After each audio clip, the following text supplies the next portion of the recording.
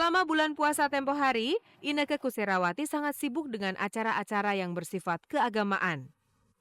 Kini, giliran ia bisa beristirahat dan sudah punya rencana sendiri dalam waktu dekat ini. Setelah bulan puasa ini, waktunya agak lebih kosong karena ini kan udah sekalian, tahun baru, udah gitu insyaallah aku, bulan Februari tanggal 2 aku naik haji, insyaallah minta doanya aja.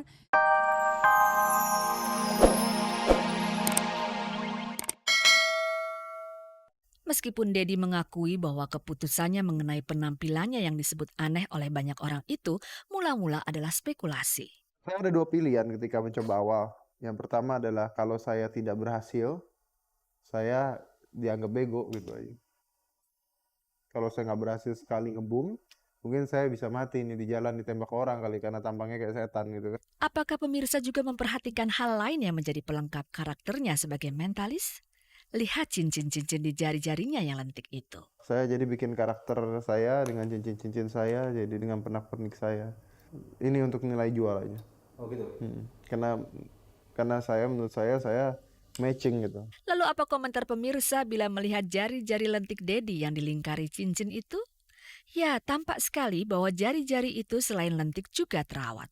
Menurut Dedi, tangan perlu diperhatikan karena tumpuan bermain sulap ada pada tangan. Saya harus ngerawat tangan saya, misalnya dengan gunting kukunya, dengan dibersihinnya dan sebagainya. Karena kan kamera kan deket dengan tangan, kalau kita kotor kan kita kelihatan tangan kita kotor. Terus juga kadang-kadang sebelum show juga saya bersihin dengan manicure, jadi supaya bersih sekali. Terus saya juga nggak mau ngelakuin pekerjaan-pekerjaan yang melibatkan tangan terlalu banyak gitu. Jadi sampai kalau misalnya saya harus maku sesuatu, itu saya nyuruh orang. Bukan karena saya nggak ya. Nah, karena kalau kita luka, besok kita show, kita ya sama dengan penyanyi kan jaga tenggorokan gitu ya, mungkin ya.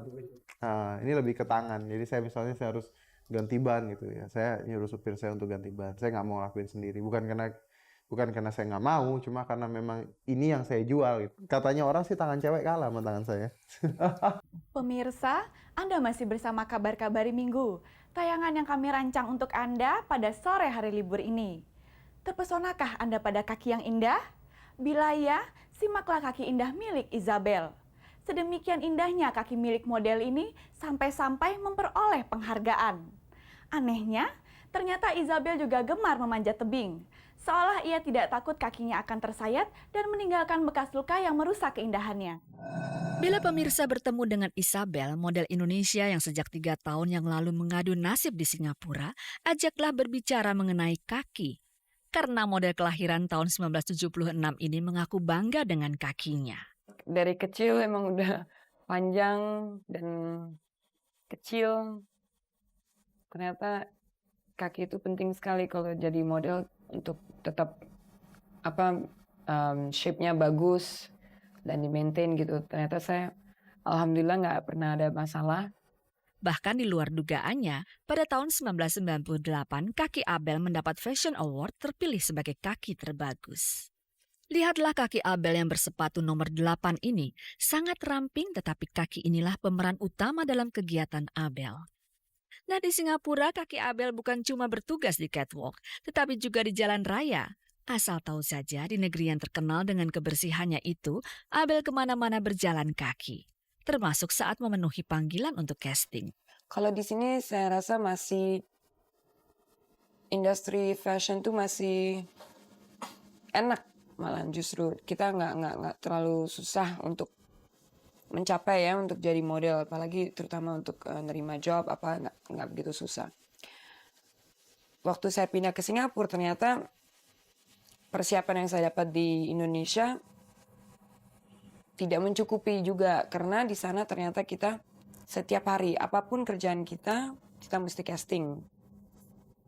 Mau itu foto, mau itu cuman jalan di catwalk atau semua harus di casting. Sehari bisa 5-8 casting. Terus ternyata dari 8 casting cuma dapat 1 jobnya gitu. Nah, itu kan mesti siap mentalnya, kita nggak bisa. Sementara kita di sini terbiasa nggak usah casting langsung. Udah dapat jobnya gini-gini, kamu besok datang gitu kan. Job-job yang saya dapat di sana juga kadang-kadang agak lebih menantang gitu, karena mereka juga bukan dari desainer lokalnya saja, tapi didatengin juga desainer dari Prancis, Italia segala, dan pemilihan bisa dari 100 model gitu yang dipilih cuman beberapa gitu. Model bertinggi berat 177 cm dan 52 kg ini bangga karena ia sering lolos casting. Pernah ya berapa kali gitu. Waktu itu desainer Prancis Louis Vuitton, ya dia casting beratus-ratus model, terus yang dipilih cuma 5. Semua itu tentu jasa sang kaki. Mesti dirawat terus dong. Paling saya pakai moisturizer aja. Karena saya sering hiking, trekking. Oh gitu. Sering berdarah-darah juga. Bila Abel mengatakan kakinya sering berdarah-darah, jangan kaget karena berkaitan dengan hobinya yaitu hiking dan rock climbing. Hobi Abel yang dianggap bertolak belakang dengan pekerjaannya sebagai model dan peragawati itu sangat memerlukan kekuatan kaki. Karena kita mesti kuat di kaki ya, rock climbing terutama. Jadi kekuatan bukan pada di tangan. Kalau kita mau naik, kita mesti naik dari kaki. Balance juga ada di kaki. Nah cuman sebenarnya lokasi sih nggak masalah asal sesuai dengan honornya. Mau menyanyi dimanapun, putri musisi Rinto Harahap ini tidak keberatan. Yang penting ia memperoleh bayaran yang cocok. Karena kan aku kalau tahun baru ninggalin anakku nggak mungkin. Jadi pasti kemanapun aku pergi anakku aku bawa semua sama suami gitu. Begitulah Cindy Claudia menghitung honorariumnya dengan mencantumkan biaya keikutsertaan suami dan anaknya. Dan nanti malam ia memang akan berusaha mengais rejeki dari malam tahun baru yang belum pernah dialaminya. Soalnya selama 26 tahun aku sekarang umurnya, itu aku belum pernah tahun baru tuh nggak sama keluarga. Jadi selalu sama keluarga terus, nggak pernah nggak. Jadi tahun ini kayaknya cari duit dulu kali ya. Untuk waktu Indonesia belahan barat, 8,5 jam lagi tahun 2001 akan beralih ke tahun 2002. Apa yang akan dilakukan oleh Inneke Koesherawati pada saat itu? Ia akan merenung. Selama bulan puasa tempo hari, Inneke Koesherawati sangat sibuk dengan acara-acara yang bersifat keagamaan. Kini giliran ia bisa beristirahat dan sudah punya rencana sendiri dalam waktu dekat ini. Setelah bulan puasa ini, waktunya agak lebih kosong karena ini kan udah sekalian tahun baru, udah gitu insya Allah aku bulan Februari tanggal 2 aku naik haji, insya Allah minta doanya aja. Dan jadi aku sebulan ini mau istirahat dulu, mau nggak ada kerjaan yang berat, tapi kalau misalkan kayak MC cuma sehari itu ya mungkin masih diterima, tapi kalau untuk syuting enggak. Artinya Inneke memang sengaja menolak pekerjaan justru di saat banyak artis menimba banyak rejeki di acara-acara akhir tahun. Tahun baruan aku nggak terima job sama sekali, dan waktu bulan puasa itu kan aku udah terlalu jor-joran terima job. Aku pengen tahun baru ini merenung. Waktunya untuk merenung, kalau nggak kapan lagi merenung. Ya nggak? Ya di rumah, masa merenung kafe. Bukan Bawa hotel man. ya astagfirullahaladzim. Enggak lah, enggak. Jadi malam nanti pada momentum pergantian tahun, Inneke akan merenung. Waktu selanjutnya ia akan mempersiapkan diri untuk naik haji awal Februari nanti. Siap mental sih, kita siap nggak siap harus siap mental, toh itu panggilan Allah ya kan, dan itu salah satu rukun Islam kita, dan itu kalau kita mampu itu harus kita kerjain. Jadi nggak ada kata-kata kalau kita mampu aduh nggak siap mental, nggak ada. Pokoknya kalau kita mampu harus pergi gitu, mau siap nggak siap tuh mental harus siap. Ada rencana jadi dai perempuan ya? Enggak, karena buat aku nggak harus jadi dai perempuan, nggak harus jadi ustazah, tapi tugas kita semua umat manusia untuk saling mengingatkan sesama manusia lain. Jadi nggak harus jadi dai, nggak harus jadi ustazah. Boleh tahu nggak apa permohonanmu saat naik haji nanti? Ya ada deh, pokoknya minta yang baik-baik. Mana mungkin kita nggak mau ya. Jodoh apa nak? Siapa yang bilang jodoh? Yang bilang jodoh dia nih, bukan Ina.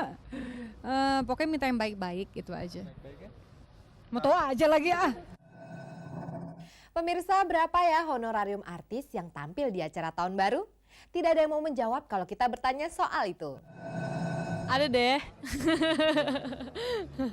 Itulah jawaban Opi Andaresta ketika kami tanya berapa bayarannya menyanyi di acara tahun baru nanti malam.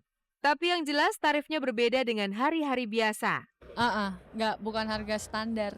Mereka biasanya berapa nih main tahun baru nih, jam segini mainnya 30 menit, terus baru kita buka harga gitu.